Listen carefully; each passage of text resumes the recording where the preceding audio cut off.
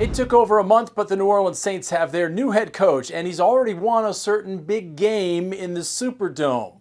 Former Eagles offensive coordinator Kellen Moore will be in charge of turning around the 5-12 Saints.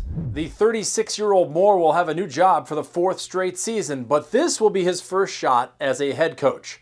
Prior to his ultra-successful season in Philly, he was with the Los Angeles Chargers for a year and the Dallas Cowboys for 4 seasons. Since 2019, his offensive schemes have averaged a top 5 ranking in the NFL.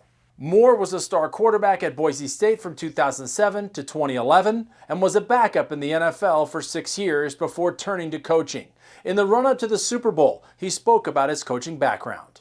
I grew up around the game. My dad was the high school football coach for our team. It was Prosser Mustangs, had a little Friday Night Lights feel to it, small town out in Washington. And so those were my idols growing up. That's what I wanted to be every day.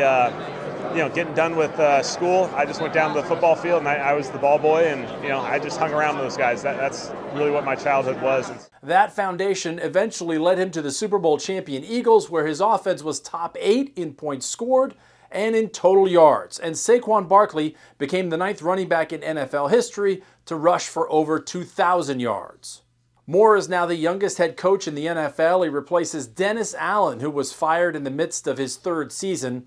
The Moore hire means this year's coaching carousel has finally stopped spinning. 7 coaches hired, 5 of the 7 are first-time head coaches. Moore flew back to Philly with the team on Monday, but will return to New Orleans to sign his contract this week, then presumably fly back to Philadelphia for Friday's Super Bowl victory parade, which is expected to draw over 1 million fans.